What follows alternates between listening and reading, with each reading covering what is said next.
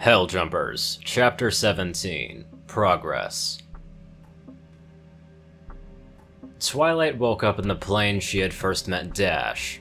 In the distance, she could see the portal that gave a view into the real world. Luna had apparently managed to make it self-sustaining. Thine are troubled, Twilight Sparkle. Luna's voice came from behind her. If Twilight hadn't expected either her or Dash to appear, she might have been startled.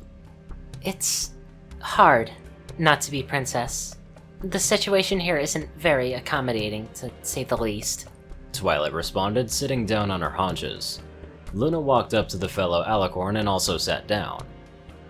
If it makes a difference, the letter that we sent to thine, Pegasus companion, went through fine. Twilight let out a sigh. If she made it out of the drop, she would at least have a chance of survival. Twilight started shaking slightly as she had a chance to reflect on herself. I am tired, Luna. Everything I thought I stood for just got thrown right out the window when I got here. She stated as tears started to flow while she was just staring into the infinite beyond. It's killed or be killed out here. You know, I looked into how this war started. And do you want to know how? She asked Luna, who nodded. About 3 decades ago, humanity lost contact with one of their colonies, Harvest. It was one of their main farming colonies. When the UNSC sent a recon mission consisting of 3 ships, they found the planet's surface burnt to glass and a strange ship in orbit. Out of 3 ships the UNSC sent, only 1 escaped the engagement with that ship. Twilight looked straight into Luna's eyes as the princess was listening intently. There were 300,000 humans living on that world. It's a testament to human perseverance that only 50,000 of them died that battle instead of the entire colony. Only 50,000?! Dash's voice came from the side, and Twilight looked over at the Pegasus who had joined in as Twilight was telling her story. How many lives have been lost if 50,000 is only a small number? She shouted as she looked slightly pale. Over 18 billion. If Earth falls, that number will spike to over 25 billion. Twilight said, and Rainbow's wings dropped as she tried to process that number. Don't bother trying to visualize that amount of death, Rainbow. Twilight told her. You can't. No one can. Every pony in the dream world looked over at the portal into the real world as they heard a scuffle. They could see the doors flying open and Applejack, Fluttershy, Pinkie, and Rarity storm into the room. Twilight! Pinkie screamed as she ran into the portal, hitting a wall as the portal wasn't traversable, slowly sliding down the mirror before making a backflip, coming to a standstill in front of it. Oh my gosh, Twilight, I've missed you so much and I want to throw a party right now, but you wouldn't be able to eat the cake and you're not really on this planet, apparently. Pinkie's ramble was cut off as Applejack stuffed her hoof into Pinkie's mouth. Now, what Pinkie wants to say is that we're all mighty glad that you're okay, she said. How much did you tell them? Twilight asked Rarity and Fluttershy. Because they deserve to know. We thought it would be best if you told them yourself, darling, Rarity said, AJ and Pinkie looking confused at the fashionista. Now, what in tarnation is she talking about, Twilight? Applejack asked, sitting down next to Pinkie in front of the portal. Luna stepped forward to stop Twilight from having to go through her story again. The world our Twilight Sparkle currently inhabits is involved in a terrible conflict which my fellow princess has gotten involved with, Luna explained. The Rainbow meanwhile had walked up to Twilight and held her in a tight hug. You're still our egghead, Twilight. You may be a bit busted, but you're always, and always will be, my friend. Twilight, have you found Scootaloo yet? Fluttershy asked, and Twilight turned to the animal caretaker. I've only just managed to get out of the city. I'll know more after I hook up with commands, but they're gonna be in disarray with the Covenant here on Earth, so it might take a while. Oh, okay. Fluttershy said as she hid behind her mane. I'm sorry for screaming at you, Fluttershy. I wasn't in a safe location at the time, and I still am not really. Twilight said while holding a hoof on the portal. I also shouldn't have blamed you. I might not fully understand why you're doing and what you're doing, but I know that you would have thought about it. Fluttershy responded, holding her hoof against the portal in the same spot Twilight was holding it. This is all well and good, but this doesn't explain anything to me and Pinky. Applejack said as she still looked puzzled, while Pinky's hair deflated by half. I'm currently in the middle of a war zone, AJ.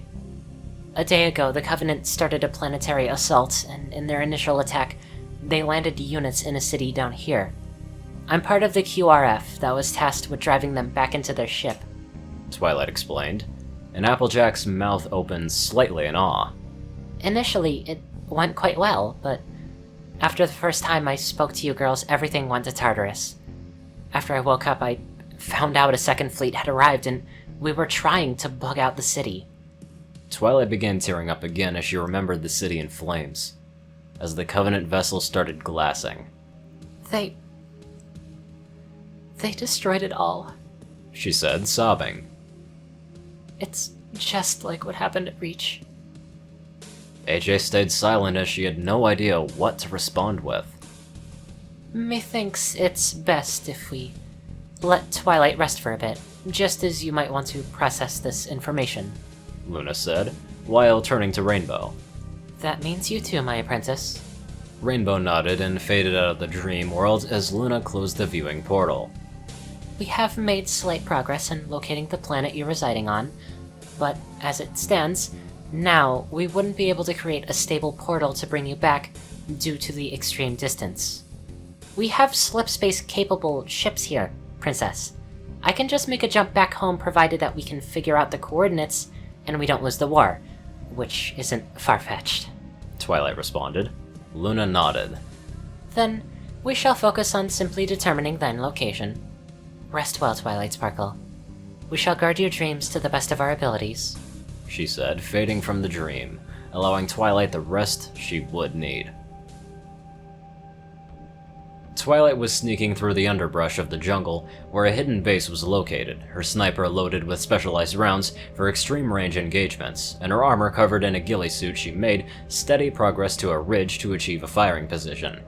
It had been 27 days since New Mombasa, and the Covenant hadn't been sitting still in that time. They had been digging a very large hole, uncovering a very large buried structure. Sneaking up to the ridge she had navigated to, she deployed the bipod on the sniper and started scanning the area. A small squad of grunts accompanied by a brute were mulling around about 500 meters away, and focusing further out, she could see the CAS assault carriers working on their excavation site. She snapped as many pictures as she could, and she finally spotted her target about 1.5 kilometers out. Another brute wearing honor guard armor was standing around screaming orders at more grunts who were hastily performing the random tasks that were given to them. Twilight made the mental calculation, taking wind speed, bullet drop, Earth's location, air density, and air humidity into account as she lined up the shot. She felt the telekinetic field in her hooves take hold of the trigger as it slowly compressed. May Celestia guide you to the fields of Elysium, she whispered. The recoil pushed the pony back a couple of centimeters as she tracked the bullet that seconds later hit the head of the brute. The bullet punched through the shield it possessed and buried itself into the brute's skull. Attaching the sniper to the magnetic clamp on her armor, she turned around and sprinted back to the jungle.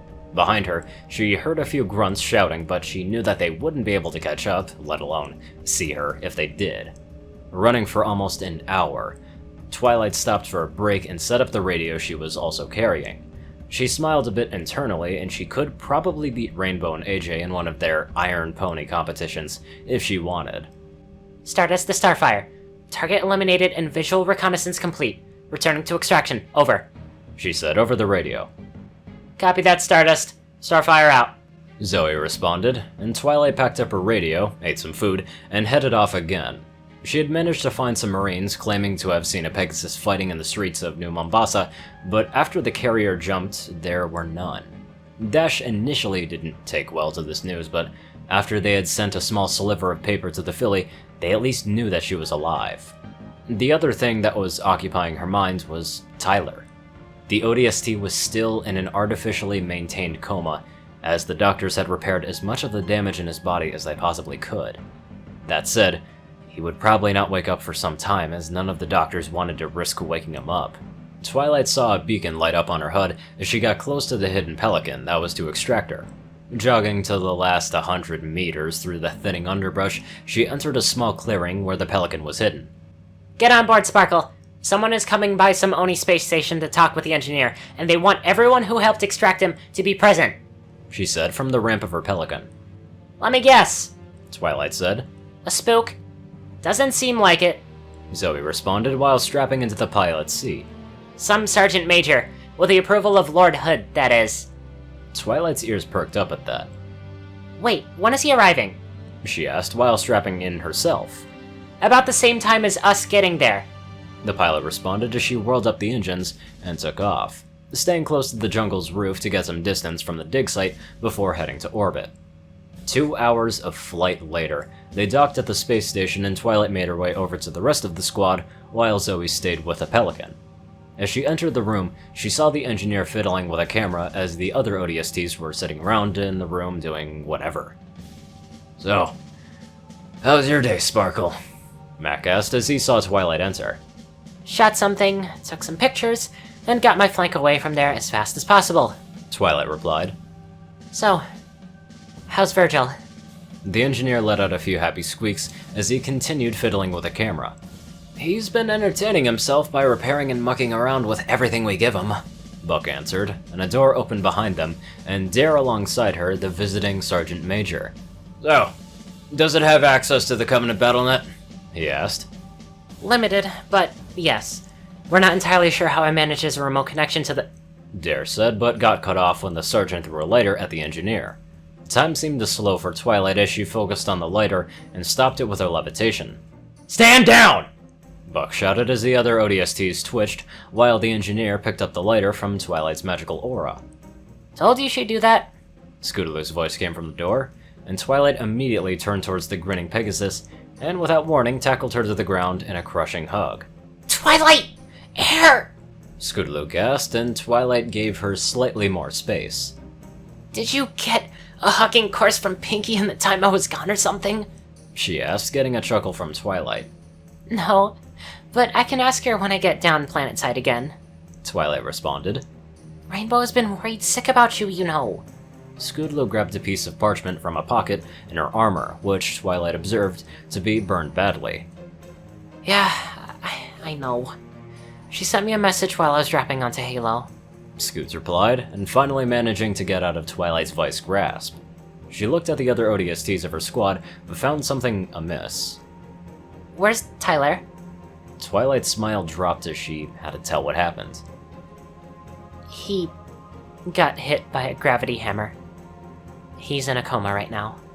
Scootaloo's smile also dropped. Damn it. Is he stable? Well, yes. He's been recovering and he still has brain function, but we'll only know the damage if he wakes up. Lucy said as the group separated itself from Johnson and the other ODSTs. He'll make it. Scootaloo said. He's too stubborn to die. The mood lifted a bit at Scootaloo's comments as everyone agreed with her sentiment. Johnson finished with the engineer and walked over to the group. Sergeant Cross, get your squad ready when you're going down with us. Yes, sir, he said, as Johnson walked over towards the hangar bay. Scootaloo also got up and walked after the Sergeant Major. I'll go scare Zoe for a bit. You guys gear up. Scootaloo said as she hobbled off to the pilot. Oh yeah, and we're gonna hook up with a Sanghelli deserter down there, she mentioned before turning the corner. Lucy looked at the corner where the Pegasus disappeared. Is it me, or does that Pegasus only get more insane as time goes on? I just want to know whatever she went through out there to come back with an elite and an energy dagger attached to her armor. Twilight said as she had noticed the extra augment on Scootaloo's armor.